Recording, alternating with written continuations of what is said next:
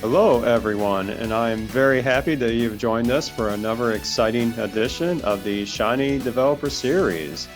We have an awesome topic and speaker to speak with today. I'll just mention again, we do post recordings of each webinar on our site at shinydevseries.com, and you can listen to the recording afterwards, and we will also be posting links and follow-up on the RStudio Community portal shortly after the webinar has completed.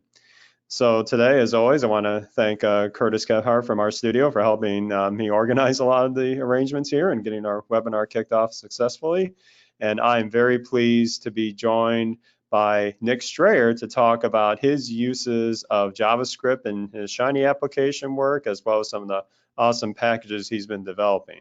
So Nick, can you hear us, and can you do a quick test? I can. Can you hear me? Yes, sure can. All right. Well, again, thank you so much for joining us today.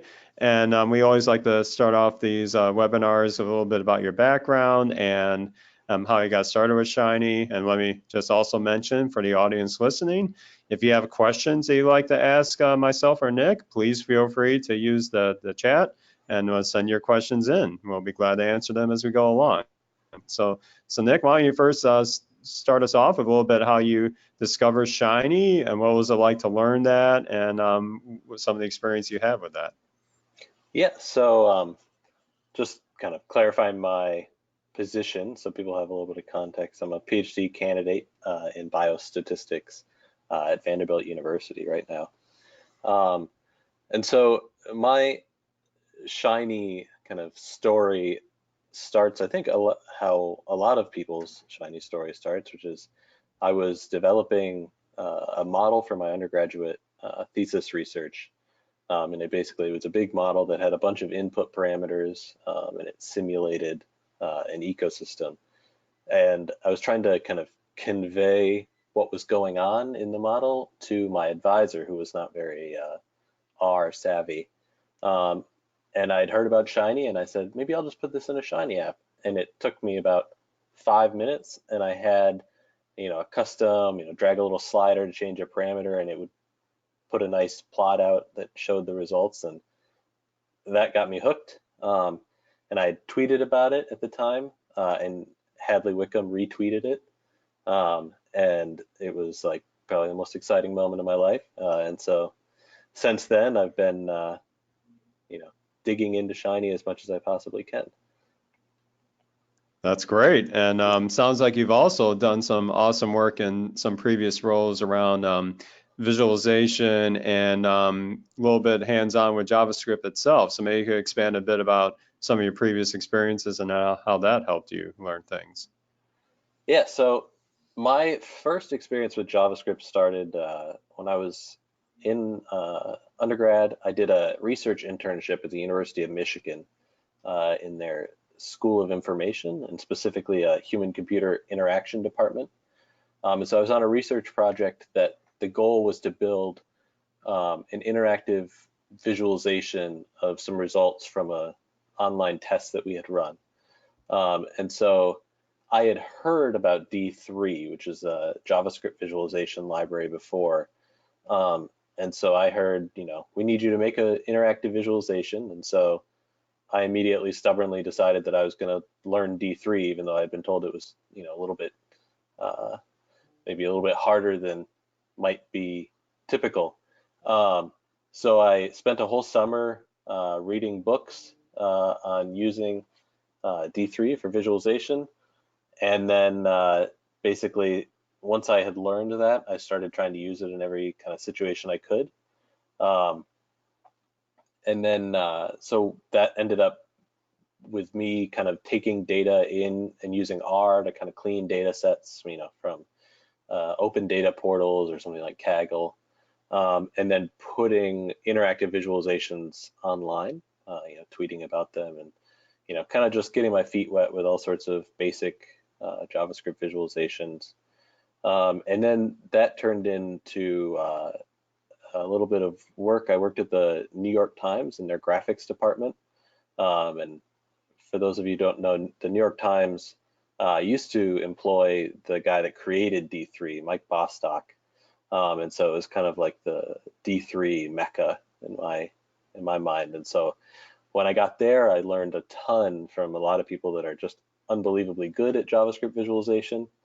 And then since then in grad school, I've been kind of trying to take the advantages that come from JavaScript and interactivity that it allows you to do and merge it with the incredible ecosystem of statistical and data science packages in R. And Shiny is the perfect use case to do that. So. Yeah, that's great. And for those that haven't listened to one of these before, that I've been an early Shiny adopter as well, although I've been able to go a long way without having to get into a lot of the JavaScript internals or linking JavaScript with it. But I know I'm reaching a point where I need to start looking at this a bit more carefully and start to, enhance my applications with maybe a more custom approach to, say, a visualization or some other processing. I know back then, at least for me, it was pretty rough to think about how I might get started with this. But in the current landscape, it seems like now it's becoming a great time to start exploring this a bit. And I know you've been very excited about a relatively new package that's called R2D3 for getting started with kind of experimenting with D3 in the context of R and potentially a Shiny app. Can you just tell us a bit about what some of the things you're impressed about that, and maybe give us a quick demo of how some of that's been working or how someone might get started with that? Yeah, so for those who aren't familiar, R2D3 is a JavaScript integration package coming out of RStudio. And so recently they've been, pushing a lot of these interop with other language packages. So Reticulate for Python and then R2D3 for JavaScript. And R2D3 basically takes something that used to be a little bit cumbersome using like the HTML widgets package to kind of go from JavaScript visualization code and then linking it up with R data. It makes it super easy. You just write a simple JavaScript script, and then R will automatically send the data in, and it works essentially seamlessly for the end user. And so I've been very excited about this because previously, while it was possible and not too hard, there was kind of a lot of boilerplate that was going on with setting up JavaScript in R, and now R2D3 makes that super simple. And they have really nice tools for active developing of some of your JavaScript. It's built into into RStudio now, where you just save and it automatically refreshes the JavaScript visualization, so you can get like a really quick kind of edit iteration going, which is really exciting. And so I have a few examples. I don't know if now would be a good time to try to do the demo of kind of bringing in some of the R2D3 interaction with Shiny, or if we should, I don't know if you had an opinion, Eric. Yeah, I think let's go ahead and do a quick example on that, and then we'll kind of transition to some other things we want to talk about. So yeah, I'd say let's go for it. Okay, perfect. So I am going to share my screen. Okay, so I am going to try something that is very ill-advised, which is running a real-time live coding experiment showing how someone can kind of take R2D3 in its basic form and actually wire it up with Shiny, so you can send data back from your JavaScript visualization into Shiny. And so I'm going to start just by making a basic Shiny app. So Shiny web app. Let's call it R2D3 communication testing. And so this is like, when you create any Shiny app, you get this, they give you this nice little basic demo app that you can run. Everybody's seen this if you've ever created a Shiny app. So what we're going to do is use the, if you have a new version of RStudio, you get this option that says, new file D3 script. And when you click that, it spins you up this little file that is a sample R2D3 script. So we're going to save this. We're going to call it barchart.js. And we are going to put it in this. And so this is the nice thing about doing R2D3. So we have this JavaScript file right here. It's coded here, and there's this little comment up here that basically tells it, gives it some sample data, and then it just runs. And so if I change something, like say I want to make these bars a different color, make them orange red, and I save it, it automatically updates. I'm gonna give them a white outline just to show you how quick this can be. Save it, and you automatically, right? Just quick changes. And as someone that usually when you develop JavaScript visualizations, you have this kind of process of, you have to load the CSV in, and you have to start up a whole web server and everything, and it can be quite annoying. And R2D3 really makes that, it's almost easier to develop JavaScript now in RStudio than it is in a dedicated JavaScript IDE. Now that's something I would never expect to hear in the past, but yeah, I can relate to what you're saying for sure. Yeah, it really is. It's honestly, I go to R2D3 kind of before I go to a lot of other services now, unless I have to do something really complex. And so what we can do is go back into our main Shiny app, and so we could say R2D3 testing. And we're just going to remove everything that they give us. So now we're just at a very blank app. So nothing there, but we're going to put some text up here that we'll fill in a little bit. We're going to put an H2 tag. And we're going to say text output. We're going to say last clicked bar, because what we're going to want to show is we're going to want to send information from our bar chart that we have over here. We're going to want to be able to click on a bar, so it might be, whatever that data might represent, and we want to send information back to Shiny about what bar was clicked. And so we're going to leave that in this sidebar panel. And in the main panel, we're going to render the D3. So it's going to be D3 output as the function. These are included in the R2D3 package for wiring it up with Shiny really easily. And then we're going to call it my bar chart. And then in the actual server, just like most Shiny UI and server pairs, you say in or output $, my bar chart. And you're going to say render D3. So that's the rendering function, right? There's almost always an output and a render pair. And then in this, you just say R2D3, which is the main rendering, main kind of like default function. If you were to run it outside of Shiny, you would just run it in this. We're going to point it to the script that we wrote, and then we're going to pass it some data. We're just going to give it some 5 normal vectors, and then if everything went according to plan, oh, see, I made a mistake. This usually happens. A character vector argument is required. So this is going to, library R2D3. This happens to all of us. I'm glad that we see that Nick is, okay, we got more. Still happening. Let's see, text output, D3 output. I'm going to cheat and go into a previously completed version of this.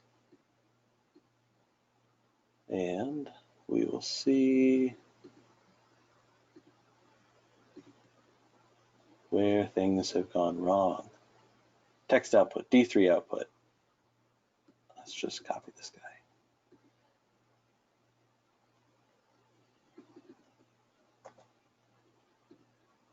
Here we go. Okay, so this is just me messing up the syntax for this function. So now we have the Shiny app running with this going on right here, but we haven't sent any data back.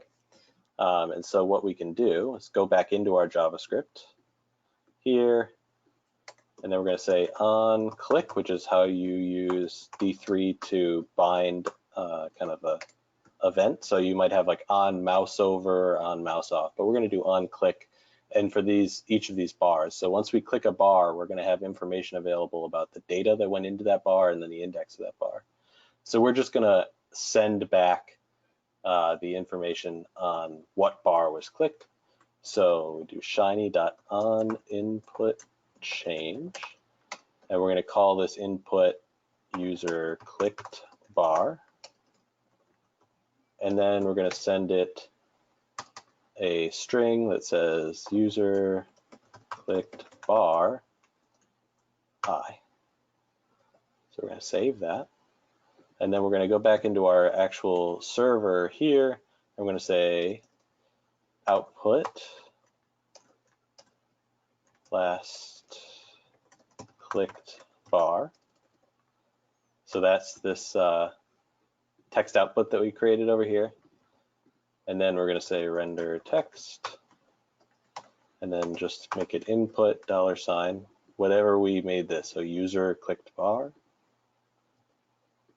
And then we run this. We now can send data back. So now what's happening is just, we added to the JavaScript just this quick little section. And now whenever we click a bar, the Shiny app knows about it. And so this is obviously like a very simplistic example of what might happen, but you can get very complicated. So I've built apps that do complex selection where the user can drag boxes around points, and then anything that you can imagine you can send back to Shiny in whatever form. And so this is just kind of a quick demo showing you that you don't have to know much JavaScript, and this is kind of something that you can Stack Overflow and find really easily how to bind user events to different things. And then JavaScript itself has a ton of examples that people post everywhere. Things like observable notebooks, which I have an example of over here, which are these JavaScript live coding notebooks, kind of like our Markdown, but they have the code right here, and you can change the code kind of in real time. And if you basically can get something working here from all of these like nice examples that people have put in, and you just copy and paste it into an R2D3 script and then figure out how to wire it up, it's not too hard. So that's my quick live coding demo with only one breakdown in the middle of it.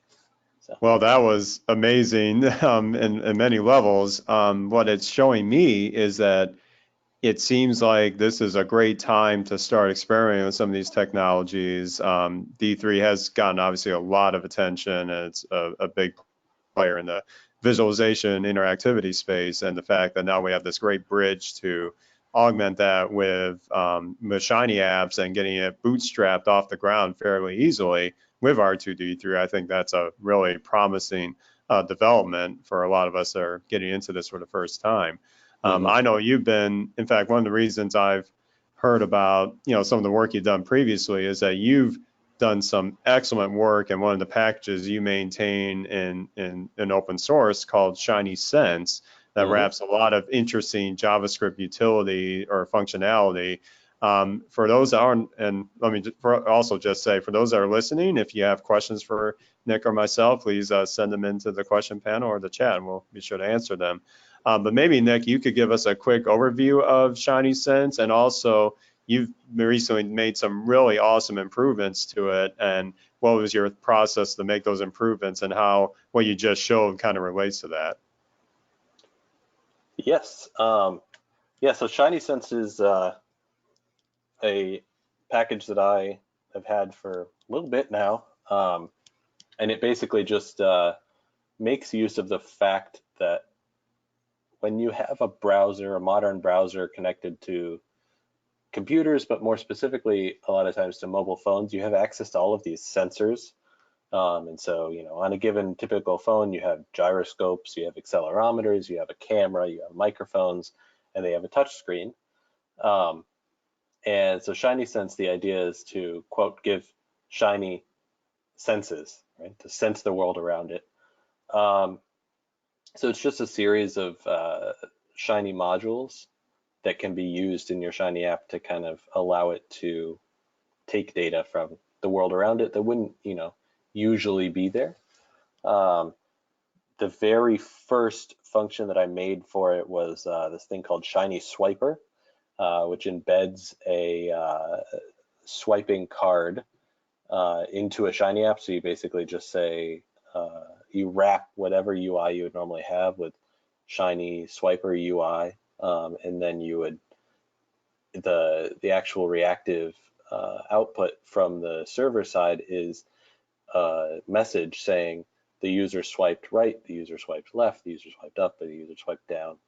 And that came from a tweet that Jeff Leake sent out where he was building a Shiny app to kind of rate preprints that he had scraped from bioRxiv.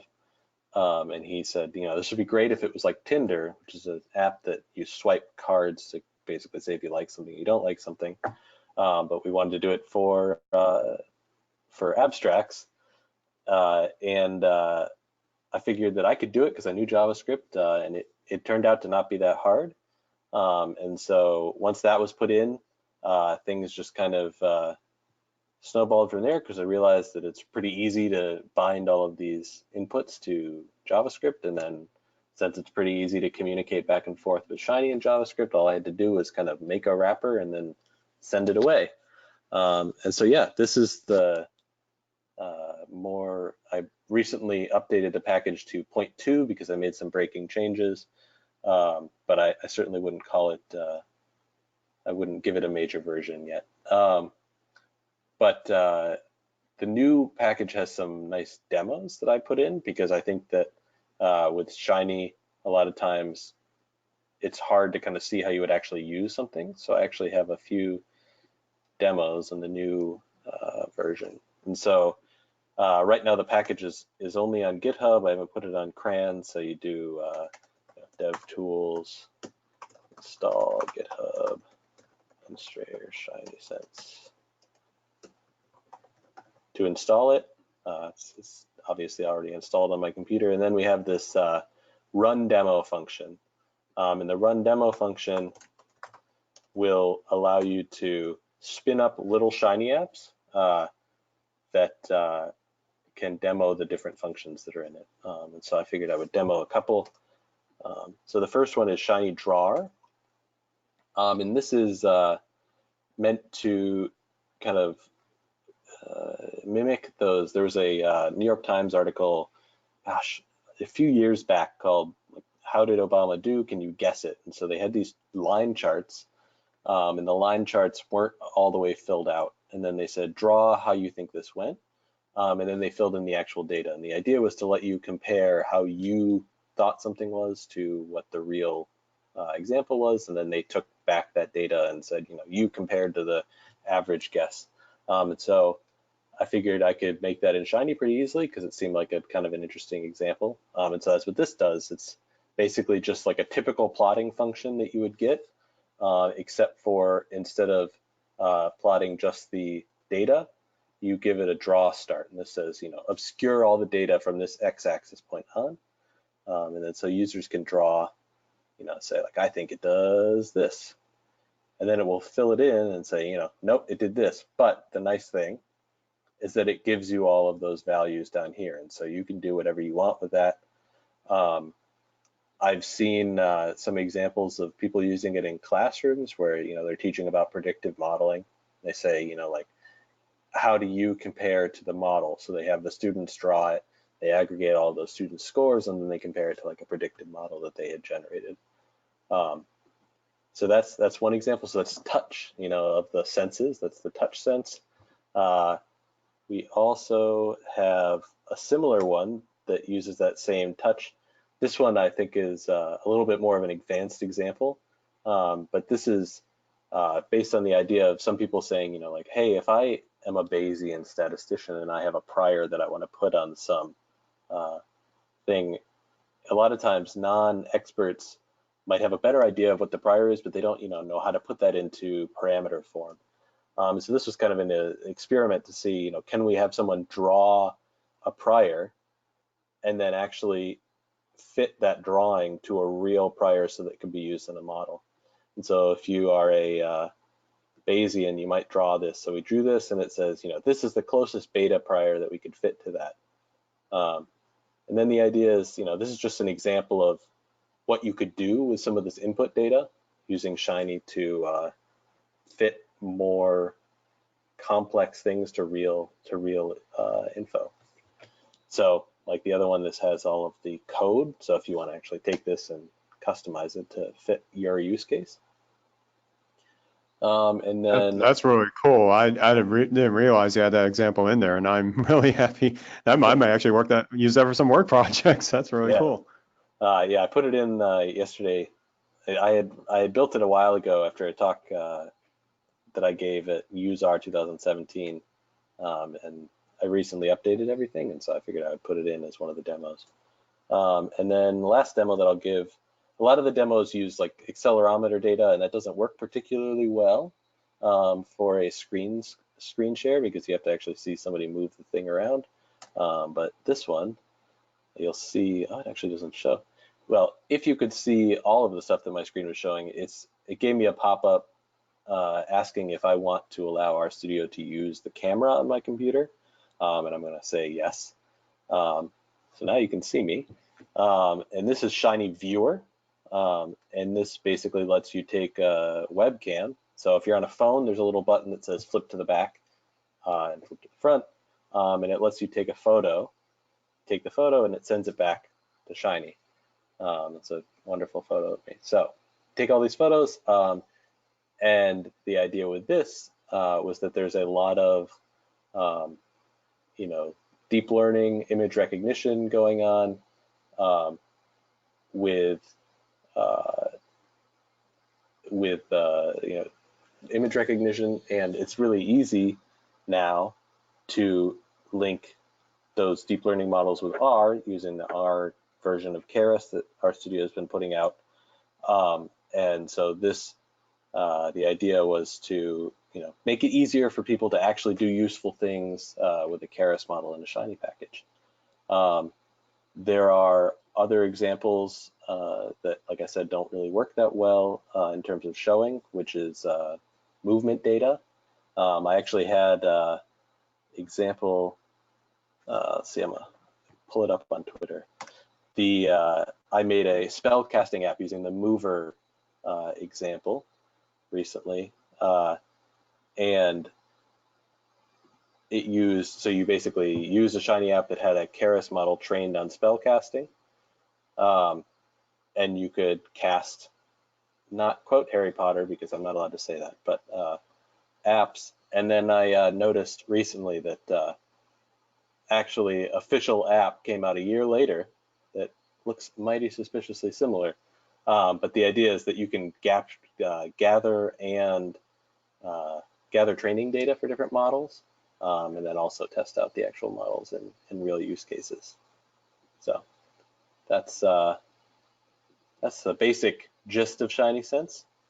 If that hopefully helps people get inspired. Yeah, I think it's really, really cool to see what it's capable of, and I can't wait to explore more myself in some projects.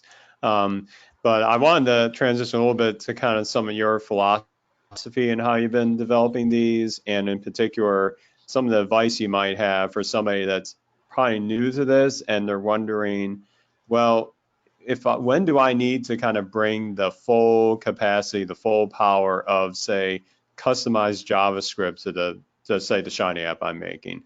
Why don't you walk us through kind of your thought process if you're like starting a new app and your ideas of when you go what I'll call this custom route versus using some of the more off the shelf, so to speak, solutions. If you could expand on that a bit. Yeah, so that's a tricky question, right? That is kind of like the catch-22 of all software development. And to be honest, I have a kind of set of heuristics that I sometimes fail to follow because I like to do the cool, interesting thing, and sometimes that's not the most efficient way of doing things. But the general process I follow, which is, and it really actually pertains almost just as well to just visualization in general, which is that I start with a static visualization, right? ggplot or baseplot, if that's your thing, are really fantastic tools for visualizing data, and usually people don't like interacting with things. So when I was at the New York Times, we had information on the actual percentage of people interacting with our visualizations, and it's tiny. It's something like 5%. So usually, the user of a Shiny app is a little bit different than the average reader of the New York Times, but your work is almost always better spent trying to make a better static visualization, especially because ggplot is so easy to use. You basically try to get everything you can out of those static visualizations. But sometimes, especially in kind of like exploratory data situations, which Shiny apps a lot of times fit that context, sometimes you need some interactivity. And so my first go-to, usually when I want a little bit of interactivity, is to use Plotly. Carson Sievert's port of the JavaScript library, or kind of a wrapper for the JavaScript library in R. And that works fantastic, especially with the ggplotly function, where you can basically just pass it a ggplot and it automatically makes it interactive plot, which is beautiful. And that gets you very far in terms of general interactivity. You can get things like the selection, you can drag to select, sends information back, and you can bind that in Shiny. But there's, just by virtue of that being a general purpose package, you're always going to hit limitations. And so one of the more recent examples that I had with that was I couldn't, I needed to reflect selections in the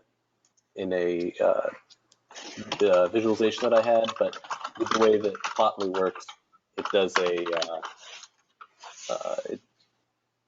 it doesn't make it easy to change the aesthetics in real time. And so at that point, I finally decided that I needed to make a custom JavaScript visualization.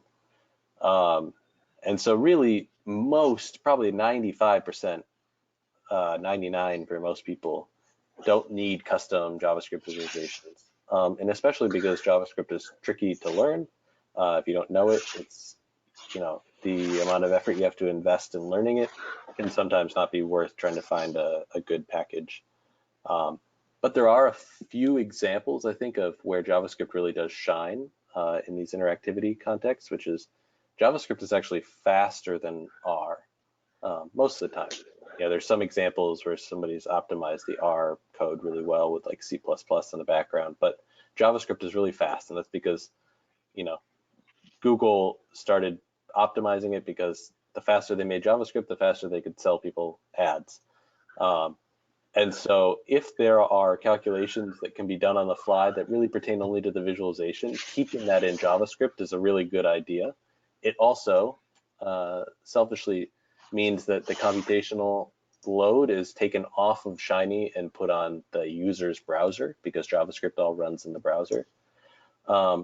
And it also just allows real-time feedback because there's no latency of sending the code between Shiny and JavaScript. And anytime that you have to send data back and forth between the browser and the server is going to cause some slowdowns. And so basically, once I've decided that I've exhausted all of the options of keeping things static or just using Plotly, that's when I personally start using custom JavaScript. Kind of a long-winded answer, but every use case is going to be a little bit different, and it's that classic case of premature optimization is the root of all evil. So usually it's not a good idea to start with JavaScript. It's only once you've realized that there's some frustrating limitation in the interaction in your app that could be solved by JavaScript that it might be worth trying to find a custom solution. Yeah, that's really helpful advice, and it's actually consistent. We've actually, so like you mentioned, Carson Sievers even had similar advice at a recent JSM panel discussion, and I concur. And now I personally have gone a long way with exhausting the kind of HTML widget solutions that are wrapping these JavaScript libraries. I mean, like thank goodness for things like Plotly, DT, etc. And it's only now that I'm starting to hit some limits and some widgets that maybe haven't been wrapped yet in JavaScript, or I should say in HTML widgets, or like using R2D3 to bridge between that and Shiny. But having this thought process that you just outlined, I think is really valuable for a lot of us that are either beginning this realm of we're somewhat experienced with Shiny, but now we're starting to get into this realm of needing to maybe bring some custom stuff and maybe not, but just getting a lay of the land on what's out Mm-hmm. there and things you have to think about. So we're getting some great questions. I'll kind of start with one of them is that Mm-hmm. what kind of resources might you recommend for somebody that to kind of get up to speed, or what's helped you get up to speed to how bridge, say, maybe give yourself oriented with some capabilities of JavaScript or D3? What are some of the things that have been helpful for you? So when I originally started learning JavaScript, the book that I read was Interactive Data Visualization for the Web uh, by, I believe his name is Scott Murray. And that was fantastic. There's now a second edition of that that's more modern because I started learning about 5 years ago, I believe. So there's a new, with the more modern stuff. That being said, there are a lot more resources now that allow you to do stuff kind of interactively and in real time. And one that I've recently seen is this by a woman named Amanda Wattenberg, I believe is her name.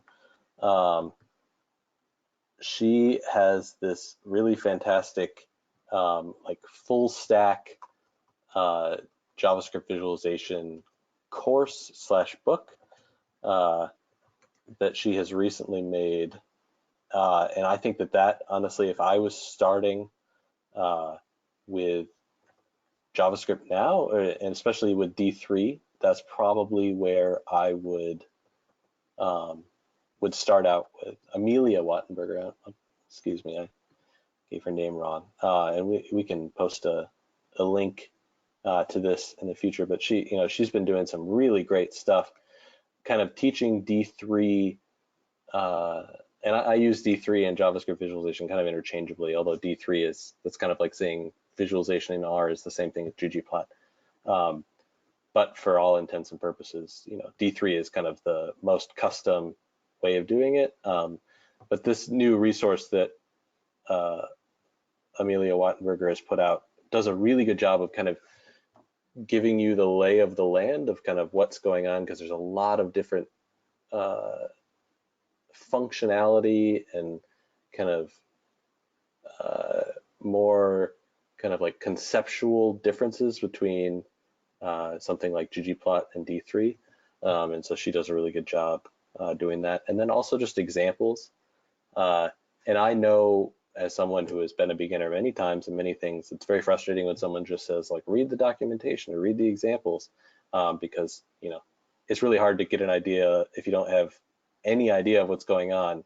It can be getting thrown into the deep end is not great. But the observable notebooks that I pointed out previously, I think are a really good example of, they give you a fully functioning visualization if you use somebody else's notebook, and then you can tinker with it slowly. You can fork it just like you can on GitHub and play with it. I think that's been a really good way for me to continue learning, and I think as someone that would be starting out, I think it would be a really great example of learning. Another one is there's a person that runs these, it's like how to make this graph. I should know this. It's like graph library for R, I believe.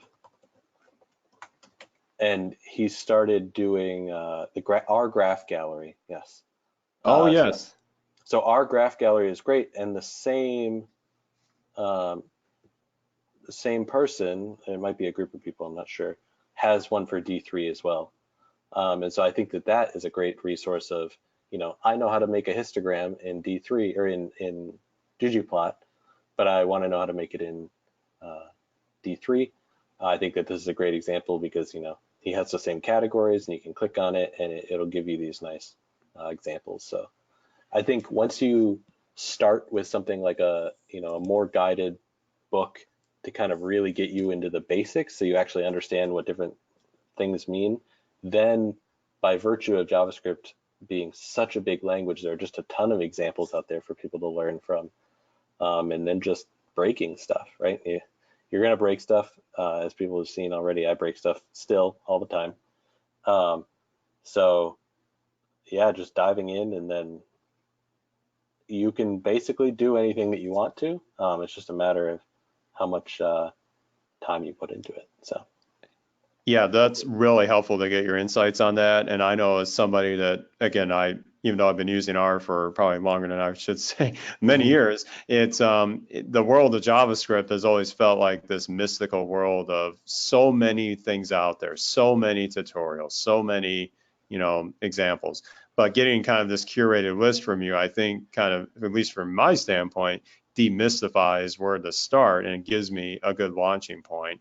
But just weeding through all that has been kind of a battle for me personally. So this is yeah. really exciting to see this outlined by you. And we'll have links to everything Nick has mentioned in the RStudio community post that we send out after this webinar. So please stay tuned for that. I know we're getting a little bit short on time, but I have a couple more questions from our panel that have been sent. One was particular, going back to Shinysense for a second. Is it possible to use Shinysense or perhaps R2D3 or some combination of them to take not just the picture input that you showed off, but actually video input and somehow process that in R? So it is not possible, the current form of Shinysense. And that really comes down to the fact that interface, I mentioned briefly that the interface between JavaScript and Shiny is basically sending raw text files. So you send this message and you send it as a string, essentially. And so when we send an image back, what I'm actually doing is encoding that whole image in a base 64 encoding, and then sending that back, and then R then reconverts it into image format. So that itself is already a little bit slow, and so the idea of adding video into that, greatly increasing the throughput, is something that I don't know how to do yet, do it efficiently. But there are some really interesting, there's some really interesting work using WebSockets. RStudio actually has a package called WebSockets. Oh, yes. That handles this streaming data, and WebSockets are actually kind of designed to deal with this problem, where you can send binary data, so as efficient as you can get it, back and forth between the server and a streaming context.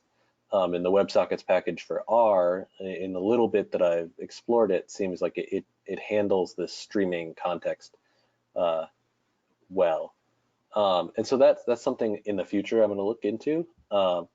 That being said, a lot of the things that go with video, I feel like might be better to keep on the JavaScript end. So there's if you're doing deep learning stuff, TensorFlow itself, there's a TensorFlow JS package, and the TensorFlow JS package has this really nice functionality that if you build a TensorFlow model, Keras or TensorFlow model in Python or R, it can slurp up that model and then run it in the browser in JavaScript. And so kind of going back to that idea of like, keep as much in the JavaScript as you can. If if the data only pertains to what's being shown, don't send it back to the server. You could conceivably, build a model that does, image recognition in video, real-time image recognition in R, and then send that model to JavaScript, and then just have the actual JavaScript running in real time, but having used the model that was automatically sent to it. And that's another thing that I have looked into exploring. And I think it's more of a matter of getting a critical mass of people interested in it that it becomes worth it. But yeah, it's tricky, and that's kind of currently the bottleneck between the two systems. So. Yeah, that's really neat.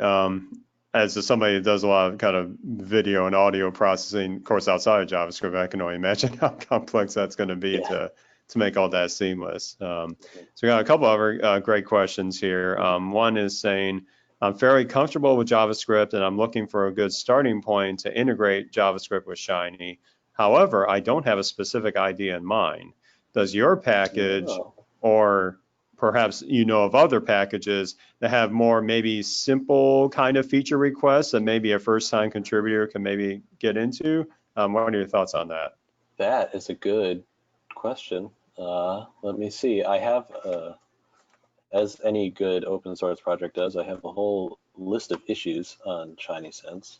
Great. It obviously, there's always going to be different things that need to be done. I think, yeah, actually, so one that has been asked for is similar vein to the videos. I have this Shiny Listener function right now.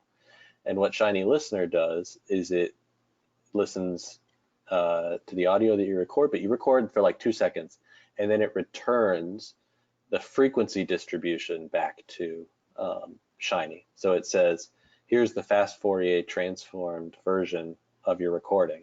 And so there's no temporal information in there. There's no raw data. There's no raw audio waveform. And the selfish reason for that is that I built Shiny Listener to test out a model that I had built to classify those frequency distributions. But I have had requests from multiple people actually saying, I want it to give me back the raw audio. And that is really valuable, especially kind of going on this deep learning kick. A lot of new models are actually working on the raw waveform of the audio. So there's certainly a reason to do it. And I don't think that it would be too hard. Obviously, those are famous last words. I think if someone said, like, what's the easiest thing that you could change, it would be something like adding a raw input, a raw data output example or functionality to it. Another one is in the Shiny Drawer. One thing that I think would be cool is having it be a free drawing situation. Right now you're stuck to this kind of like line chart idea. Sure. But if you could let somebody draw anything. And so I've actually used this in non-Shiny based stuff where if you're testing out a classifier, you draw, like one class by just like, drawing a little bubble over here. Then you draw another class and you say, can my model fit that? And there's no reason why that couldn't be used in Shiny too. I think it would be really valuable. And there's a lot of examples of doing that in just JavaScript. So I think that would be kind of a cool enhancement.